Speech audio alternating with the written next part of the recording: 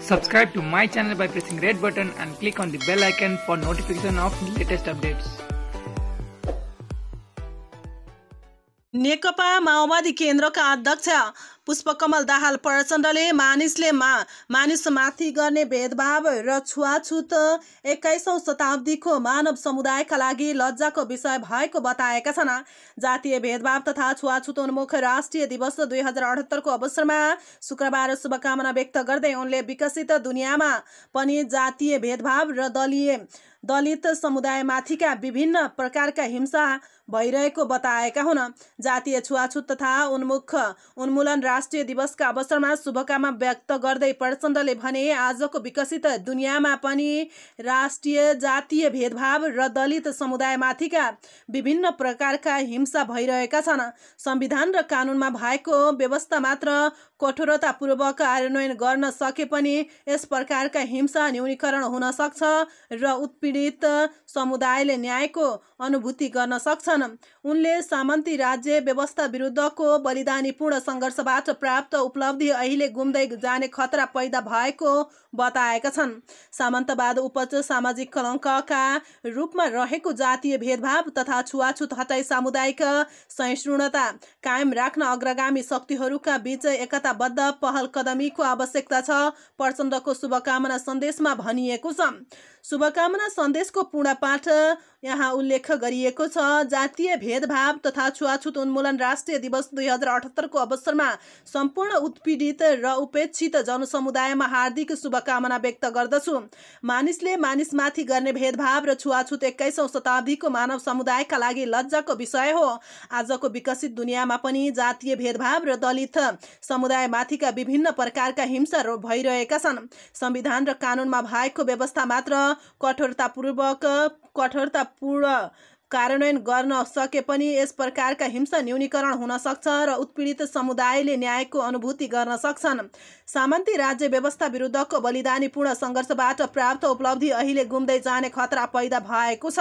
सामन्तवादका उपज सामाजिक कलङ्कका रूपमा रहेको जातीय भेदभाव तथा छुवाछुत हटाई सामुदायिक सहिष्णुता कायम राख्न अग्रगामी शक्तिहरूका बीच एकताबद्ध पहल कदमीको आवश्यकता छ। सामाजिक जागरण अभियान र कठोर कानुनी उपचारले मात्र यस्ता सामाजिक अपराधलाई निर्मूल गर्न सकिन्छ।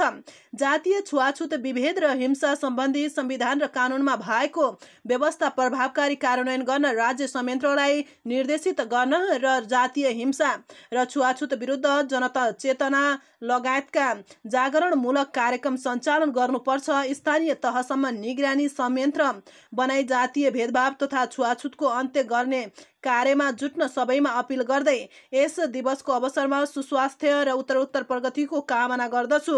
21 जेठ 2078 पुष्पकमल दाहाल प्रचण्ड अध्यक्ष नेकपा माओवादी केन्द्र। नेकपा माओवादी केन्द्रका अध्यक्ष पुष्पकमल दाहाल प्रचण्डले नेपाली कम्युनिस्ट आन्दोलनका अग्रज व्यक्तित्व एवं पूर्व सांसद विष्णुलाल तामाङ BL वाइबाको निधनप्रति दुःख व्यक्त गरेका छन्। उच्च रक्तचाप र मधुमेहबाट पीडित कमरेड वाइबाको उपचारको क्रममा झापाको दमक स्थित आम्दा अस्पतालमा यही जेठ 20 गते साँझ 6:20 जाँदा निधन भएको हो। शुक्रबार शोक वक्तव्य जारी गर्दै अध्यक्ष प्रचण्डले वाइबाको निधनले नेपाली राजनीतिले सच्चा राष्ट्रवादी अग्रगामी नेता गुमाउनुका साथै कम्युनिस्ट आन्दोलनले आफ्नो अभिभावक गुमाएको उल्लेख गरेका छन्।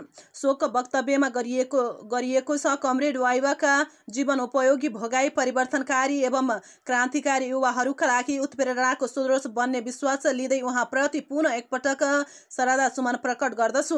कमरेड वाइबा प्रति भावपूर्ण श्रद्धाञ्जली अर्पण गर्दै शोक सन्तप्त परिवारजनमा गहिरो समवेदना प्रकट गर्दछु। स्थानीय सामन्त विरुद्धको तमसुक फट्टा आन्दोलनबाट आफ्नो सङ्घर्ष यात्रा सुरु गरेका वाइबा 2044 सालमा भारतको दरभङ्गामा भएको राष्ट्रिय सम्मेलनबाट तत्कालीन नेकपा कम्युनिस्ट पार्टी चौमको केन्द्रीय सदस्य भएका थिए। 2048 सालको आम निर्वाचनमा सिराहाटको तत्कालीन निर्वाचन क्षेत्र नम्बर 5बाट उनी प्रतिनिधि सभा सदस्यमा निर्वाचित भएका थिए। वाइबा 2070 सालमा नेकपा तदर्थ र एकीकृत नेकपा माओवादी बीचको एकीकरणपछि केन्द्रीय सदस्य हुँदै नेकपा माओवादी केन्द्रको पोलिट ब्युरो सदस्य रहेका थिए। सादा जीवन, सरल र जुझारु कमरेड वाइबा किसान र मजदुरबीच लोकप्रिय थिए। वाइबाका उनमा 3 छोरा र 2 छोरी रहेका छन्।